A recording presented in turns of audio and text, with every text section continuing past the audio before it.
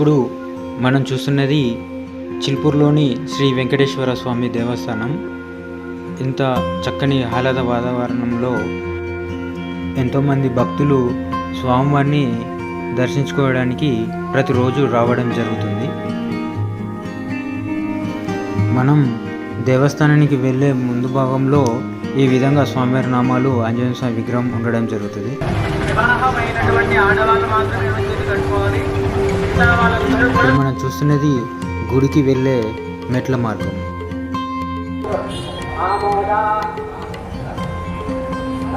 జయ శ్రీమన్నారాయణ. ఈ యొక్క చిల్పూరుగుట్ట దేవాలయం తెలంగాణ తిరుపతిగా పేరుగాంచింది. కొన్ని సంవత్సరాల క్రితం స్వామివారు ఇక్కడ వెలిసినట్టు మనకు ఆనవాళ్ళు కూడా ఉన్నాయి. పైన చూసుకున్నట్టయితే స్వామివారు స్వయంభు వెలిసిన స్వామివారు పైన ఉంటారు.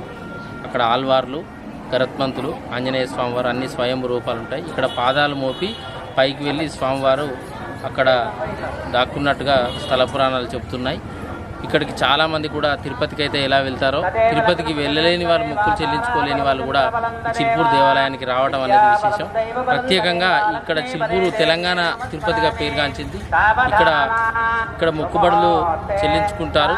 అదేవిధంగా ఇక్కడికి వచ్చి దర్శించుకుంటే అప్పుల రుణబాధలు కానీ, వివాహాలు కాని వాళ్ళకి కానీ వివాహాలు కానీ, ఎలాంటి ఆర్థికపరమైన సమస్యలున్నా, అదేవిధంగా మానసిక ఆరోగ్య సమస్యలున్నా కూడా స్వామివారు తీర్చుతారనేటువంటి గట్టి నమ్మకం అయితే ఇక్కడ భక్తుల్లో ఉంది.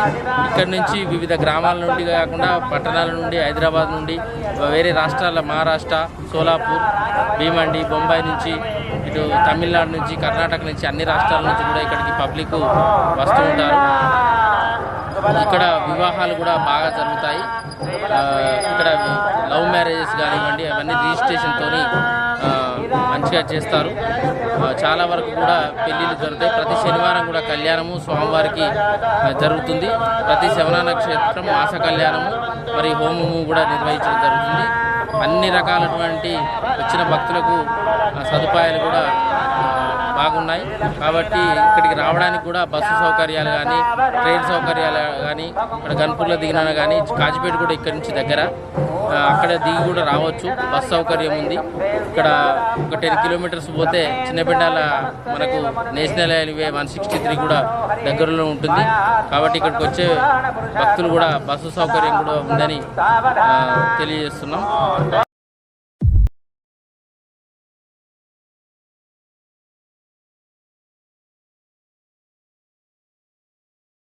ఇప్పుడు చూస్తున్నది గర్భగుడికి ముఖద్వారం అండి.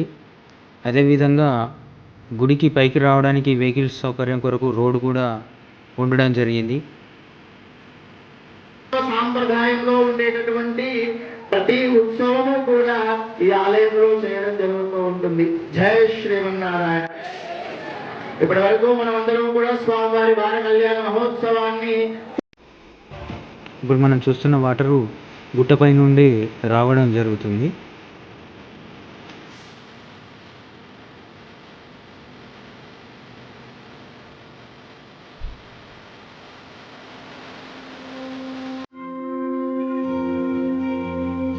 ఇప్పుడు మనకు కనిపిస్తున్న ప్రదేశం గుట్ట నుండి పైకి వెళ్ళే క్రమంలో గుడి మరియు చుట్టూరా ఉన్న పచ్చని ప్రకృతి ప్రదేశాలన్నీ ఈ విధంగా మనకు కనిపించడం జరుగుతుంది.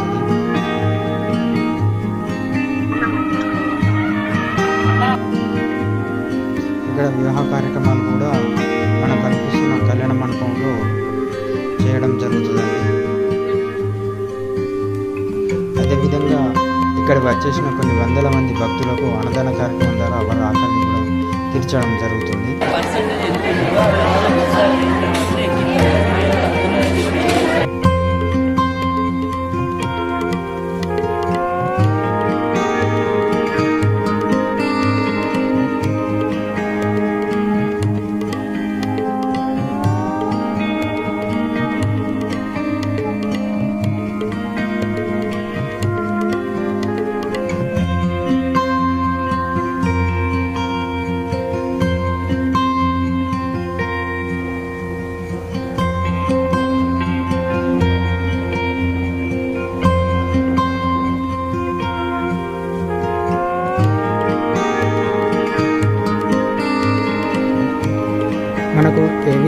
తిరుపతిలో మెట్ల ద్వారా పైకి తిరుమలకు స్వామివారిని చేరుకుంటామో అదేవిధంగా చిల్పూరులోని దేవస్థానం వద్ద కూడా మెట్లు కొండపైకి ఉండడం జరిగింది.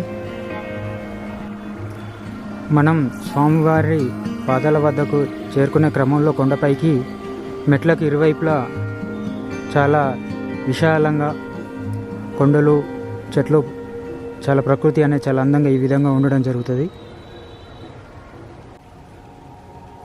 మనం స్వామివారిని చేరుకునే క్రమంలో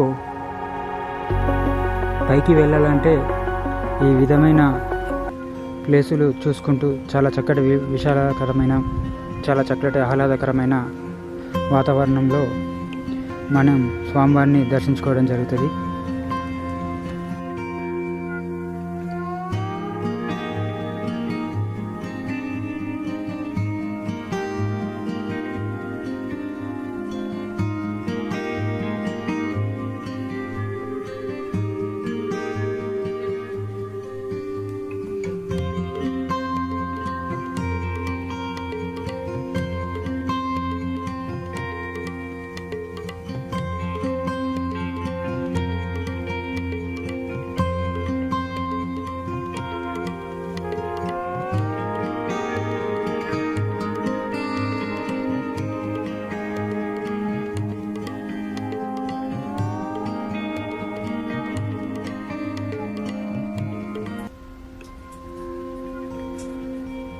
ఫైనల్గా మనం కొండ మీదకి చేరుకున్న తర్వాత స్వామివారిని ఈ విధంగా దీపాలతో మనం దర్శించుకోవడం జరుగుతుంది.